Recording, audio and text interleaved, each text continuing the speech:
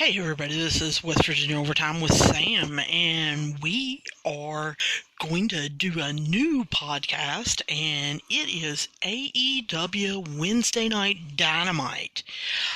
For those of you who listened to episode 1, our introduction, we talked about how we were doing a podcast and we were going to do different topics. West Virginia Overtime, when you go to our sites, is going to be about middle school and high school sports. And we are going to be doing podcasts about that. Episode 2 is about middle school sports and about some coaching tactics that people use in middle school that I personally don't agree with, and how we probably should get away from them. But in episode 1, in the introduction, we told you we were going to be doing different topical podcasts all about sports, everything from middle school up to the pros. And yes, that includes pro wrestling. So we're going to be talking about All Elite Wrestling tonight and Wednesday Night Dynamite. For those of you who are interested, episode 3 was a Disney podcast, and so we're going to be doing all kinds of different topics. But I wanted to do AEW because they're coming to Charleston on October 30th. I hope all of you have your tickets that are excited about this. What we're going to be doing with this show is not necessarily a recap show. We're going to be doing kind of a news and highlights show, and we're going to be discussing what we think is going to come, what we thought was great, and what we really like. Hopefully we're going to be doing a WWE show, possibly for SmackDown and Raw. I don't know whether we're going to combine those or whether we're going to do them separately.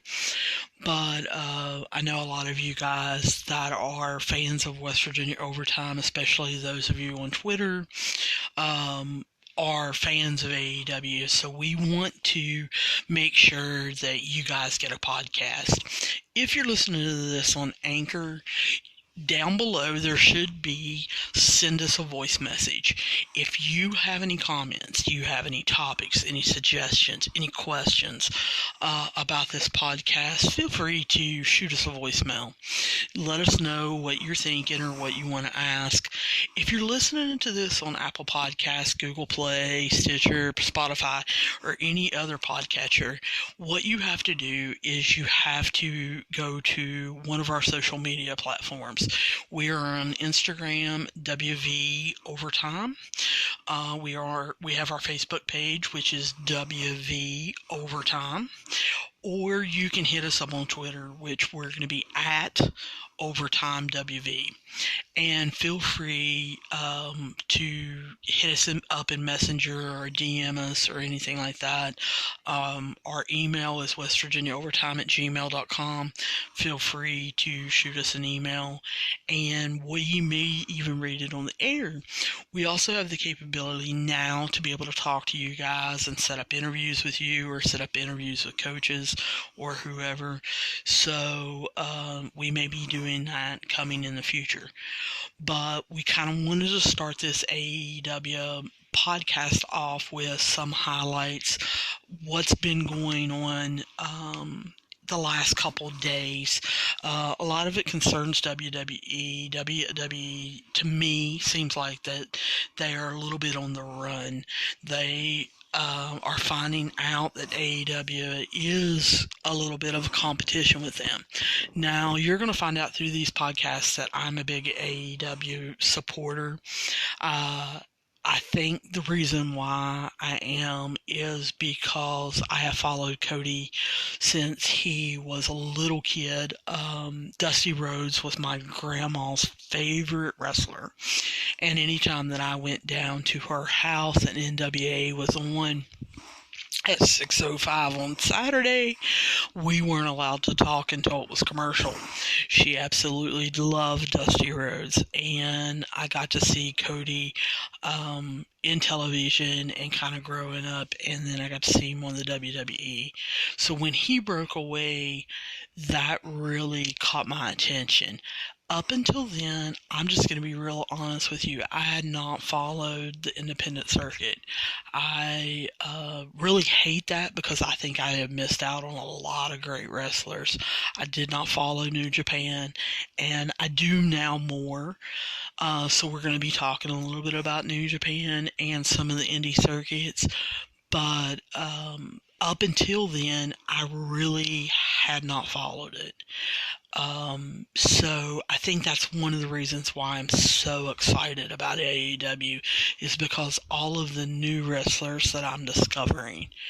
But let's get to some news and highlights. I'm sure all of you heard that Eric Bischoff, who ran WCW back in the Monday Night War eras, that Vince McMahon had hired him to run SmackDown on Fox, and he was fired on Tuesday. He has been replaced by Bruce Pritchard, whose podcast is ran with Conrad Thompson, and he has been back since January. I'm not sure about this. Bruce Pritchard is an older guy, and I really think that they need to be getting some new blood in. As a 50, 60, 70-year-old guy that has been in the wrestling business for 40 or 50 years and kind of been in the wrestling bubble, I don't know that you can write for some of these new stars. I find it really hard to believe that Bruce Pritchard is going to be able to write a good storyline for Matt Riddle. I don't think he understands him. I don't think he gets his character. And so I think that is the reason why we've been seeing a lot of a lot of old, stale stuff. And WWE, to me, over the last couple of years has really went downhill, and it's almost been borderline boring a lot of times. I find myself DVRing it, watching it after the fact. I used to use the logic on fast forwarding through commercials, but now I'm finding myself to fast forwarding through matches because I'm just really bored with certain performers and with certain storylines. I'm hoping Bruce can turn it around. SmackDown Live, they have a really huge, great opportunity, but I just don't know that they can do it. Speaking of Fox, I want to make sure that all of you are aware and that you saw the highlight that came out earlier today. SmackDown on October 25th is going to be moving for one time only to Fox Sports 1. So if you're DVRing it because you're going to the football games, you need to make sure that you're changing your DVR. SmackDown on Fox, remember, on October 25th is going to be moving to Fox Sports 1. They're saying this is a one-night only thing. It's because of the World Series. And then the following week in November, it will move back to regular Fox. But if ratings keep going down, I'll look for Fox to give it about 6 months, maybe a year, definitely through the build-up of WrestleMania and right after, that it's going to be on Fox. But I wouldn't doubt it with the way they're going that by this time next year or even the summer of 2020 that they may not be on Fox Sports 1 permanently. So let's kind of see how that plays out. I don't know how many of you watched WWE Backstage on Tuesday night. It was actually pretty good. I actually enjoyed it more than I enjoyed Raw. So I don't know whether I just enjoy the talking in the stage show or the people that were on it better. I don't really know. But they drew 600,000 viewers, which is almost as many as NXT got last Wednesday night. Last Wednesday night, NXT barely got 800,000 viewers. So, a studio show just talking about wrestling, that was on FS1 got almost as many viewers as NXT, and that's a little scary to me. But it was the first time that it was showing, so maybe that was it. I don't know. So, that's kind of the highlights that we have. I'm not going to go into a review of Raw or anything like that, or what was said on WWE Backstage. We're going to kind of start from here and go forward. So let's talk a little bit about AEW. You're going to find out who I like, who I don't like, and hopefully we'll be able to have some discussion. Like I said, hit us up on our social media platforms or hit that voice message. Tell me where I'm wrong. Tell me why I'm crazy for not liking certain people, because there are some popular people in AEW that I don't like. And so let's start off. The first match that they had tonight was SCU and the Lucha Brothers. I like both of them. I have really been into SCU. I enjoyed them when they were on Ring of Honor. I like Christopher Daniels. I enjoyed the surprise of the Lucha Brothers coming out and just nailing him and them having to take him out on stretcher. Later we found out Christopher Daniels, had a stinger and he's fine and everything. But I really enjoyed the whole storyline of, the Lucha Brothers coming out, and they have a rivalry going on, and them just nailing Christopher Daniels. It caused Scorpio Sky to come out, try to save him, and of course, he was in street clothes, and he agreed to wrestle. He had his pants on and tennis shoes, and, they took on the Best Friends. I don't know a whole lot about the Best Friends. I'm just going to be real honest with you. I don't know whether I like them or not. The Best Friends beat SCU earlier in Fyter Fest. I really didn't like that match. I didn't feel like the Best Friends really worked together real well. Felt that they were nervous at Fyter Fest, and of course I was rooting for SCU. So this match, when they took off Scorpio Sky's shoes and threw him out, and they bit his toes, I was thinking, here we go again. I'm not gonna like this match. The Best Friends grew on me a little bit in this match, but I was really excited that SCU pulled this one off, and they're moving on in the tag team tournament.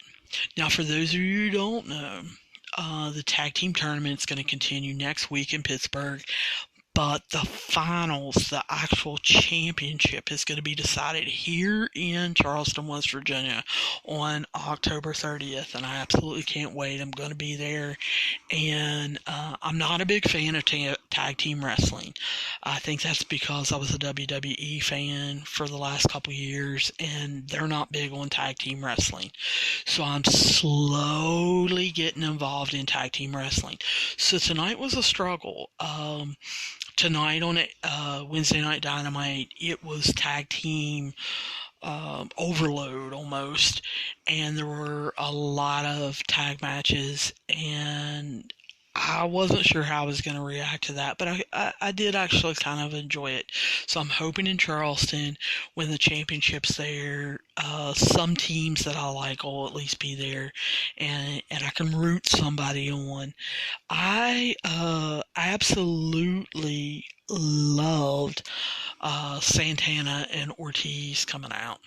I like their interests. I like how JR and Excalibur and Tony Schiavone are selling them, that they're kind of these psychos, and that they took on these nobodies and just blew them away in like 2 minutes. I think that they're really building them up to be the bad guys of this particular faction that they're creating with the inner circle. I was shocked when Chris Jericho popped up on the video screen and delivered a message, called them pit bulls, and then he issued a challenge that Santana and Ortiz were to take on the Young Bucks November 9th at Full Gear, which is the next pay-per-view. And I got kind of pumped, because here's going to be the first place we fight. I'm not really into the Young Bucks. Matt and Nick Jackson just don't do it for me.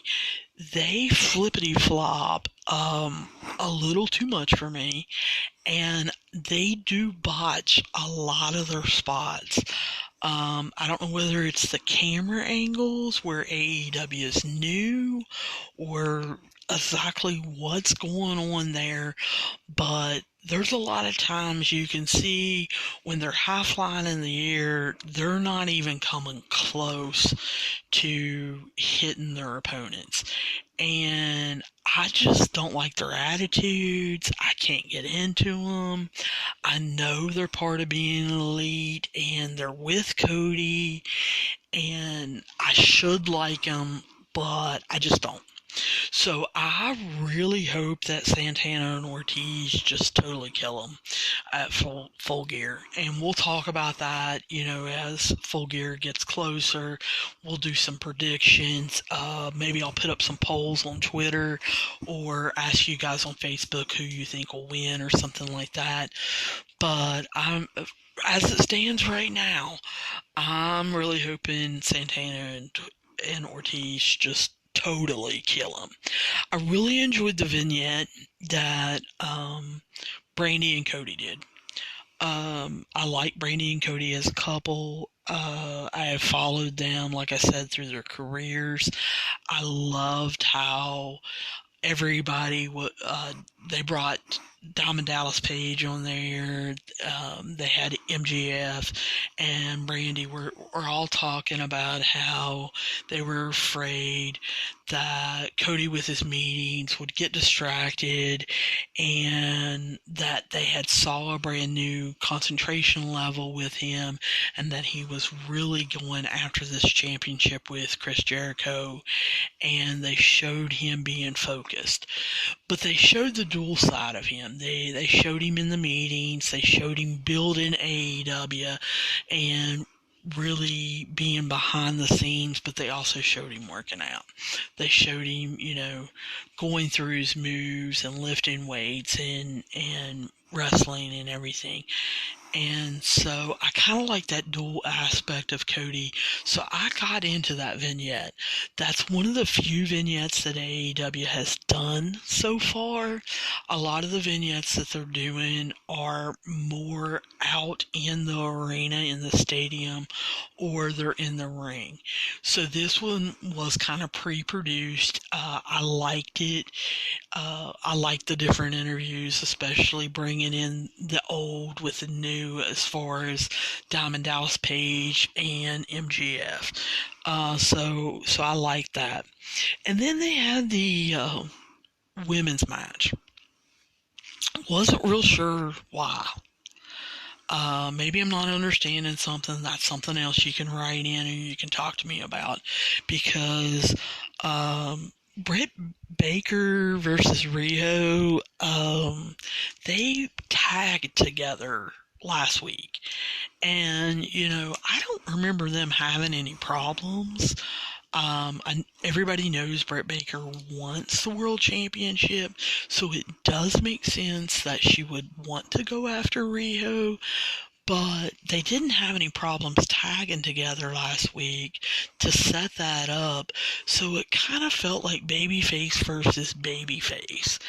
And I understand that Riho has 3 times the experience that Britt Baker has, but I always thought that AEW was setting Britt Baker up to be the babyface of the women's division.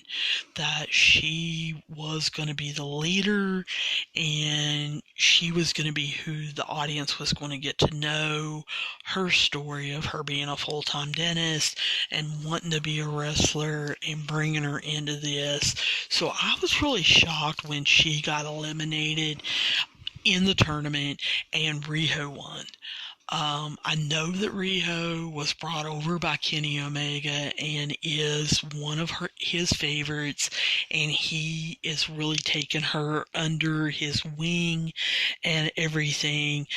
I know that a lot of you are going to say, hey, Britt Baker is really popular and she probably doesn't need the belt to get the support of the fans and to get the fans behind her. But I think with this being a new promotion, that they really need a strong woman carrying the belt, and they need somebody that the fans are behind. And I think there are so many fans out there that don't know who Riho is and really find her hard to believe that she's 98 pounds and that she's taking on people like Nyla Rose and winning. I just, to me, it's just not believable. I'm really disappointed in AEW. I understand that she signed a contract in Impact Wrestling 6 months to a year before AEW was even a thought. But I really thought AEW, with Tony Khan's money, was going to buy Tessa Blanchard's contract out. I feel like that is who AEW needs. They really need to go after Tessa Blanchard. After watching Tessa Blanchard in Impact and watching her in WoW in Women of Wrestling, she has the it factor. And I don't know if it's because she is a second generation star, with Tully Blanchard being her dad and Magnum TA being her stepdad, or it's just the passion she has. But she has this it factor, this charisma.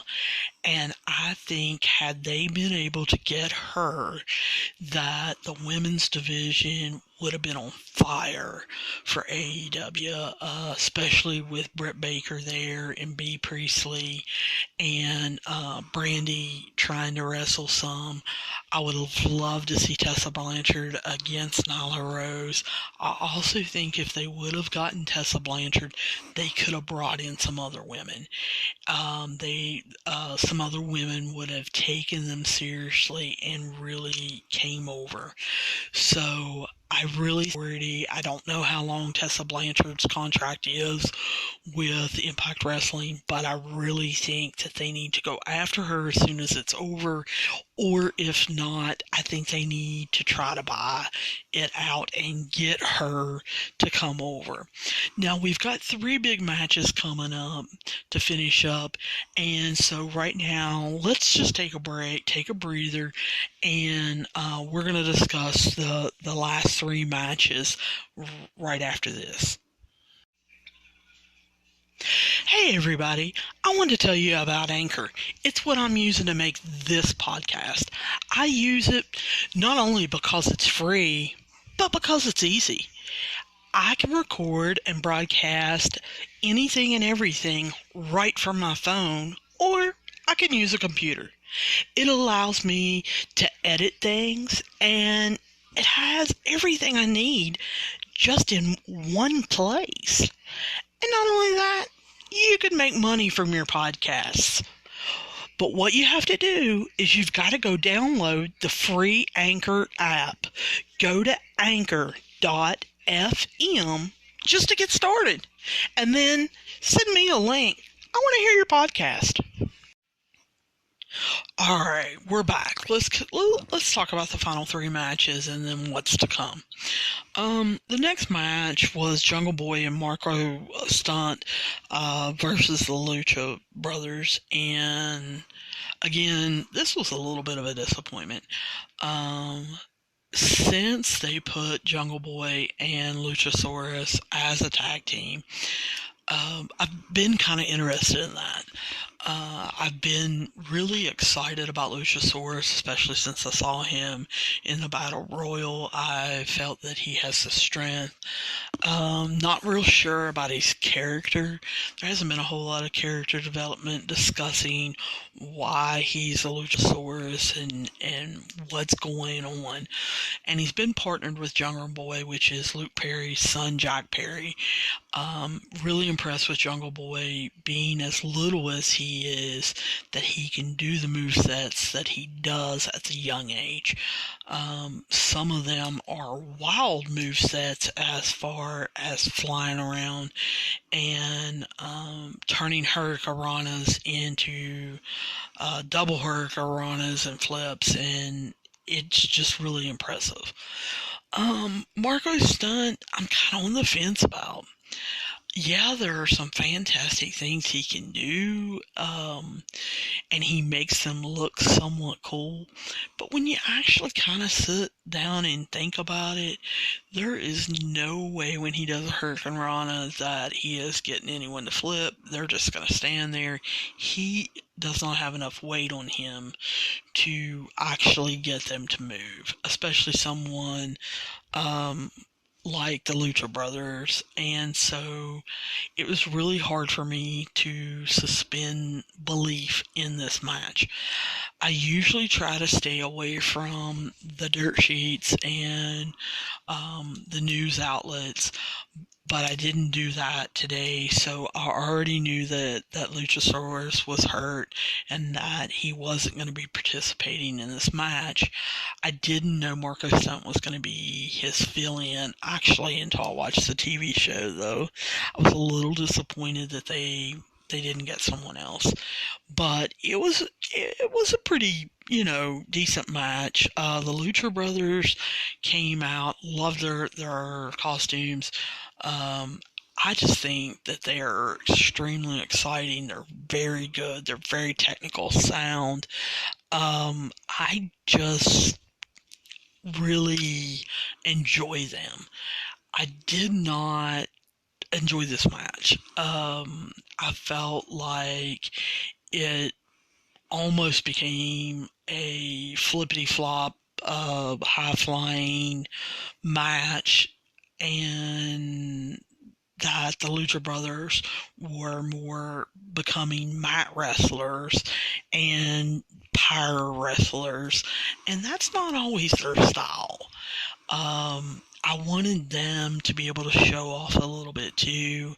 I just felt like the match wasn't everything it could have been had Luchasaurus been in it, and so I was really looking forward to that. But it was still a pretty good match. I'm looking forward to next week with the Lucha Brothers. And then I didn't know this match was coming.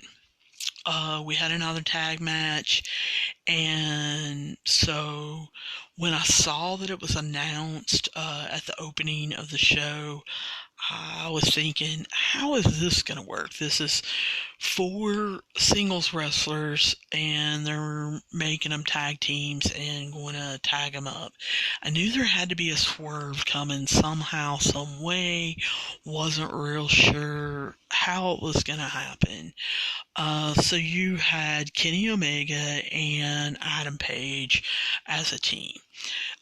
Both of them are part of being elite. Again, this is where you guys are going to yell and scream at me and say, how can you say this? I'm not a big Kenny Omega fan. I watched him some in New Japan, and then I've watched him in AEW, and I know that he's on a losing streak. I know that's part of the character. I know they're going to be bringing him back, but I just haven't really been real impressed with him. I don't think he's charismatic. I don't find him really funny. He is a very good technical wrestler, but there is something about him that gets on my nerves, and I cannot figure out what it is. As far as Adam Page, the cowboy gimmick, it's been done. I don't know that it fits him. Um, they want to call it a lariat. It's a clothesline. But anyway, I'm not real sure about Adam Page. I haven't heard him talk a lot, so I'm not real sure about his mic skills. And he is a pyre wrestler, and I want to like him, but so far, just haven't been able to get him bored. Maybe because he was going after Chris Jericho, and I do like Chris Jericho, have liked Chris Jericho since the 90s, so maybe that's why I haven't gave Adam Page a chance. So when they, announced them as a tag team, I was automatically going to be rooting for their opponents. So that brings up Pac. I want to call him Pac, and I don't know why. I think that sounds cooler to call him Pac, but they're calling him Pac, and I got to see him following the WWE as Neville. I enjoyed him as Neville. I like him better in AEW. I like this mean streak, this villain, this bad guy that he's playing, this I don't really care. I really, really enjoy that. I enjoy his high flying moves because I feel like they have a purpose other than just to wow me. I feel like his high flying moves have some kind of power behind them, and they are made to either get a pin or to cause some kind of pain. So I really like Pac. I don't like him with Jon Moxley. Now, you're going to get tired of listening to me talk about Jon Moxley. I really like Jon Moxley. He's probably one of my favorite wrestlers in AEW. I like Jon Moxley. I like Darby Allin. I like MJF. So you're going to hear a lot about them. I liked Jon Moxley when he was in the WWF as Dean Ambrose, but from doing research and reading up on him, I like Jonathan Good as a person. I like his upbringing and how he struggled to become who he is, and I like his views on life as far as, yes, I'm making money, but I don't need everything in the world. I like his relationship with Renee Young, and so I just like Jon Moxley. I like his attitude, I like his strut, I like his cockiness, I love his promos. Not a big fan of the shorts in AEW. Kind of wish that he would get a different outfit as far as that goes. Really miss him coming through the crowd. Am setting in Charleston on October 30th. He's supposed to be there. I was kind of hoping he would come through the crowd and maybe I would get to see him up close. But really thought him and Pac would do a number on Omega and Page. Like I said, kind of knew there was a swerve coming, but really wasn't 100% sure exactly what it was going to be. Enjoyed the Moxley and Omega parts. I think they have great chemistry. I think the match for the pay-per-view, with both of them being very good technical wrestlers, but also understanding psychology, I think they're going to tell a good story in the ring. I think up until this point, they've told a good story. Love Mox putting him through a glass table last week, so I think I'm going to really enjoy that. Didn't really get the whole Kenny Omega reaching under for the barbed wire broom, Moxley grabbing his bat, and, Pac coming in and taking him away. I was kind of like, what are you doing? I want to see some blood. Yes, I know they're going to get disqualified, but who cares about this tag match anyway? We're supposed to be further in the story, so let's just let them beat the crap out of each other with barbed wire. And so just a big disappointment that Pac come in there and took that away. Really enjoyed Moxley doing the double underhook DDT and just leaving. Thought that was pretty hilarious. Thought that Pac needed to get the crap knocked out of him after not giving me what I wanted as far as seeing the barbed wire. So was, happy that Paige and Omega really beat him down. Was not surprised about the match made next week, which we'll talk about in a minute. But thought that was a pretty decent match. Was looking forward to the main event. Had been looking forward to the main event since it was announced last week with the build up on Twitter, Jericho running his mouth, Darby Allin showing his skateboard. Was super excited about this match. I have been super excited about Darby Allin since I saw him on the Viceland TV show, The Wrestlers, and they told his life story about the drunk driver and why he wears the makeup that he does and everything. So I had been following him on the indies, was super pumped when he was signed to AEW. So for him to get this match against Jericho this soon, I knew they weren't going to give him the belt, but I was expecting a really good match, and I felt like I got it. Love Darby's makeup with Champ all over it, even down on his chest. Love Jericho coming out as the Painmaker. I had seen him do that in New Japan and kind of had been waiting for it and wondering if he was going to do that in AEW, and he did not disappoint.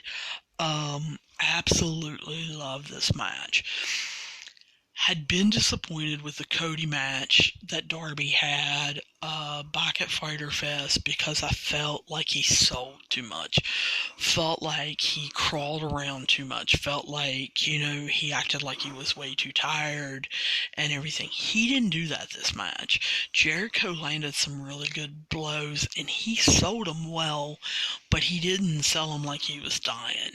And I felt that gave him strength, that when Jericho finally tied his hands together, Darby Allin showed how athletic he was. I felt like he looked absolutely awesome. I had seen on YouTube where he had did the stunt with the hands tied together before, but he pulled out some new tricks tonight and loved the moonsaults that he was doing. Loved how he was getting up and taking advantage and using kicks. Jericho really sold those, and I felt like this match was another match that made Darby Allin. Loved that it almost seemed like Darby Allin was going to pull it out. Was a little confused that Jake Hager did not come out with Jericho. So it was a little shocking, boom, to see that blue shirt. I knew he had to be lurking around somewhere. Didn't know when he was going to come out. But the camera angle on that was outstanding because you didn't see him coming. And so he just, Darby Allin was getting ready to do another moonsault, and you saw Hager come out of nowhere and just drill him. And so really enjoyed that with Jericho getting the walls of Jericho on him. And I thought for a second, hey, Darby's not going to give up. And then, at the last minute, he did.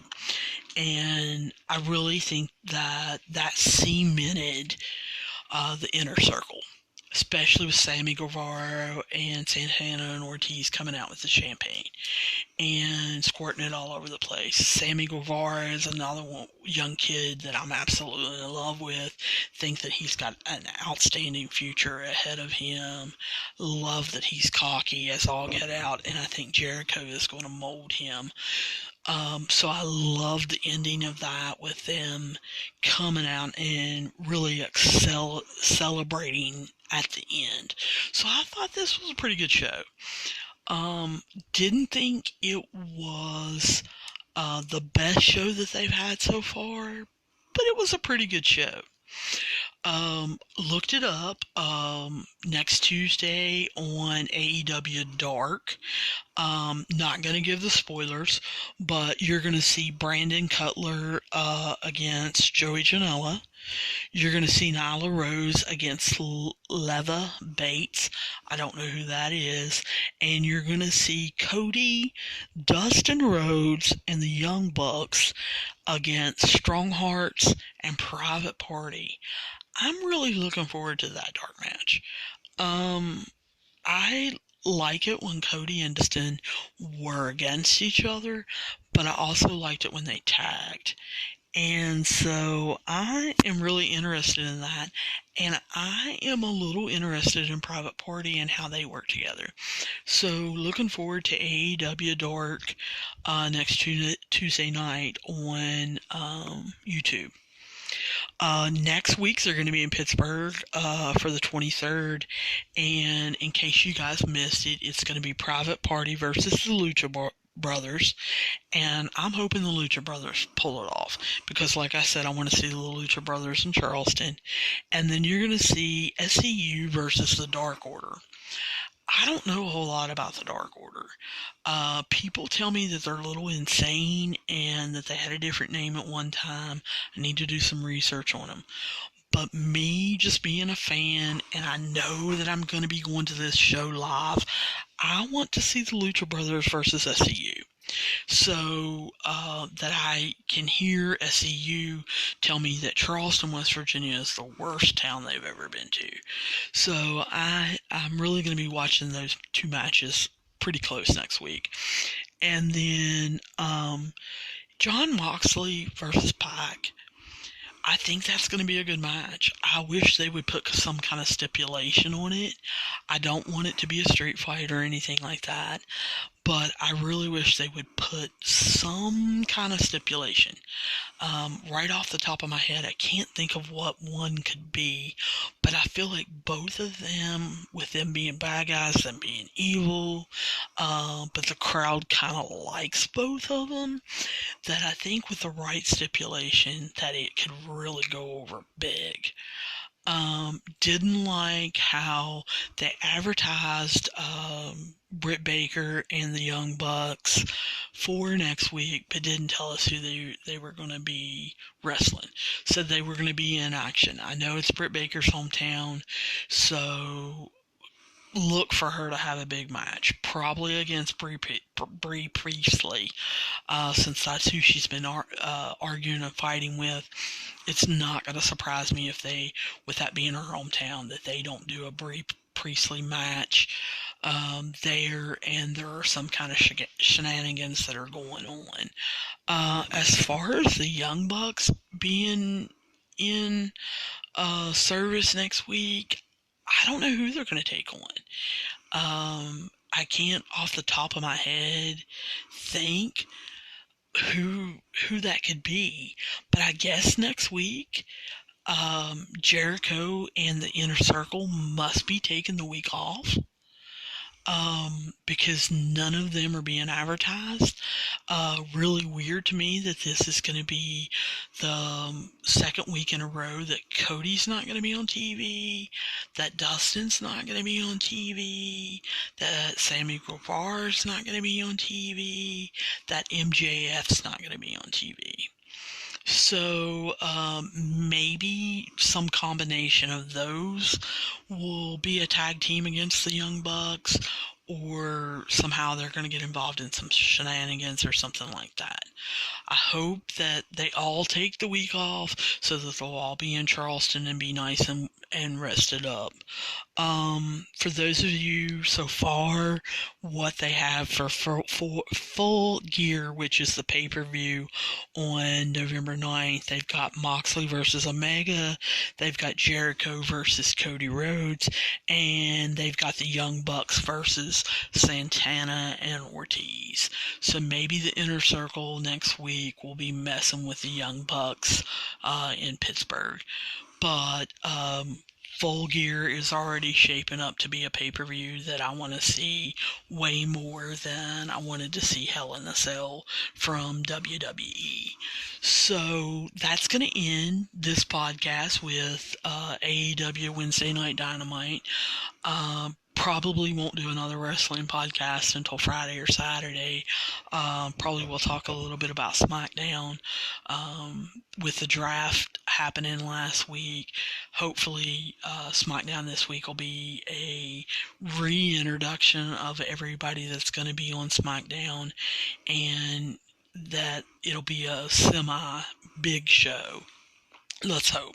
Anyway, like I have been saying, if you've got any questions, comments, suggestions, problems, protests, questions, anything, hit us up on our social media platforms. Feel free to argue with me. Feel free to tell me why Kenny Omega is the best in the world. I think I'll argue with you and tell you Will Ospreay might be. But anyway, feel free to argue with me about the Young Bucks and why I can't stand them. Just start a conversation. Let's get this going. And hopefully I will see you guys real soon. Bye.